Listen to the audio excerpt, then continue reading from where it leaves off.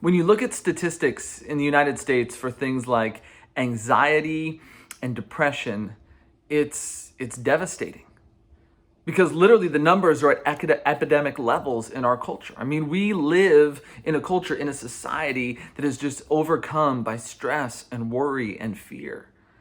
And when you look around, there's a lot of things to stress and worry about. I mean, we each have our own individual things that we struggle with every day, but even on a societal level, on a cultural level, on a national level, and even an international level, there's so much going on that can cause so much stress and anxiety and fear and worry in our lives. In the New Testament, there's a little book, short little book called Philippians. And it's a letter that the Apostle Paul writes to a church in the city of Philippi, a church that he helped start. And as Paul writes this letter, he's actually in jail in Rome waiting to stand trial for his life. And he's writing to a church in Philippi that is experiencing a lot of challenges and struggles. And we know that because when Paul is in Philippi, he experiences a lot of those challenges and struggles. So the interesting thing about Philippians is the background of the whole letter is struggle, is adversity, both for Paul and the church in Philippi. But the theme of the letter of Philippians is joy.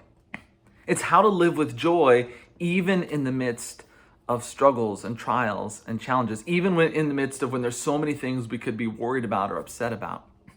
And so in these short little videos, we're kind of making our way through the book of Philippians and looking at what Paul says on how we can live with joy even in the midst of all of this. And so today we come to Philippians chapter 2. In Philippians chapter 2, verse 1, here's what Paul says. He says, if you have any encouragement from being united with Christ, if any comfort from his love, if any fellowship with the Spirit, if any tenderness and compassion, then make my joy complete by being like-minded, having the same love, being one in spirit and purpose. Do nothing out of selfish ambition or vain conceit, but in humility consider others better than yourselves. Each of you should look not only to your own interests, but also to the interest of others. So as Paul's writing about joy here, what he says, listen, here's what you need to do is you need to turn toward each other. See, the culture that Paul lives in and the culture that we live in is a very individualistic culture.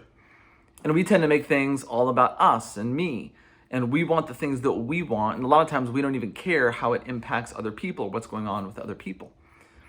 And what Paul writes to the church in Philippi is he says, listen, he says, if Christ means anything to you, that's my wording, but he said, if Christ means anything to you, he says, then I want you to make my joy complete. Paul's already talked about how he has joy in his own life, and we talked through that in the first couple videos. But Paul says, here's how you can make my joy complete, by being united. And what Paul's advocating for here is not sameness. See, a lot of times we think that unity only comes through sameness. Unity comes if you and I agree. That's not what Paul's saying. Paul, of all people, in other letters he writes in the New Testament, will talk about the diversity that exists among people, that we're all different, we're all wired different, and that's good. That's the way God created us. Paul's saying, but unity is about caring for each other more than we care for ourselves, because Paul tells us specifically how to do that. Do nothing out of selfish ambition or vain conceit. Look not only to your own interest, but look to the interest of others. See, Paul says this is how you make your joy complete. Is you have joy within yourself, but then the way that your joy becomes complete, the way Paul's joy becomes full, is if the people around him begin to live with this unity, and they do that by caring for each other more than they care for themselves. And Paul goes on to give an example. Verse 5, he says, your attitude should be the same as that of Christ Jesus, who being in very nature God, did not consider equality with God something to be grasped. But he made himself nothing, taking the very nature of a servant and being made in human likeness. And being found in appearance as a man, he humbled himself and became obedient to death, even death on a cross. And so Paul talks about unity coming through caring for others more than we care for ourselves and looking to the interest of others. And then he says, let me give you a perfect example. And the example he gives is Jesus. He says in our mind, we should have the same mindset that Jesus has, that here is Jesus, God in the flesh. That's who he is. God comes to earth in the person of Jesus. Paul says he didn't hold on to any of that. He didn't demand any of that. He didn't demand that he be treated accordingly. Paul says, in fact, he did the opposite, and he gave himself away to the benefit of all people.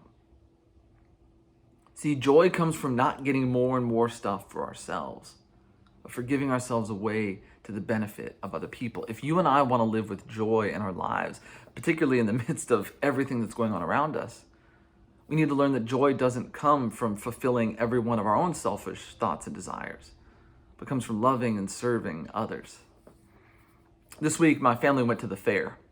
And we usually go. We go once a year when it comes around. We didn't go last year, obviously, because it wasn't there. But so we were excited to go back. And we went, my wife and I and our two kids, and we went with my mom and dad, and then the kids' cousins. My nephew went. And when we went into the ride area, my dad was cool and bought like $100 worth of tickets for the kids to go on all these rides. But the rides this year cost a lot of tickets, and so the tickets were flying pretty quick. But my daughter, as soon as we went in, she saw all the different fair games you can play, and they had one big plushie there that you could win that was an axolotl. Now, an axolotl is an actual animal. I'd never heard of it. I didn't know anything about it. It kind of looks like a big Pokemon, but she really wanted this stuffed axolotl.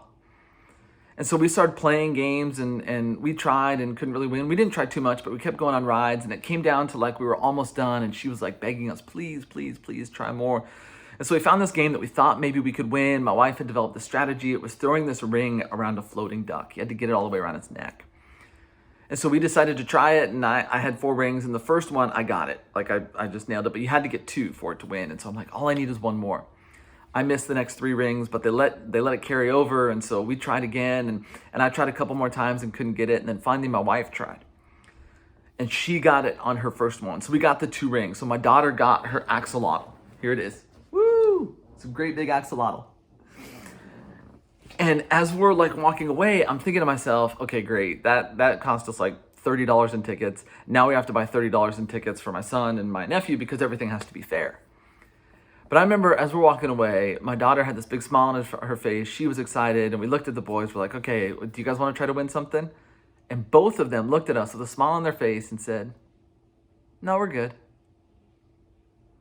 And it blew me away. It just absolutely blew me away. They were willing to sacrifice their own tickets. They could have gone on more rides. They could have done more stuff. They could have tried to win something, but they didn't care. They were happy that Katie was happy.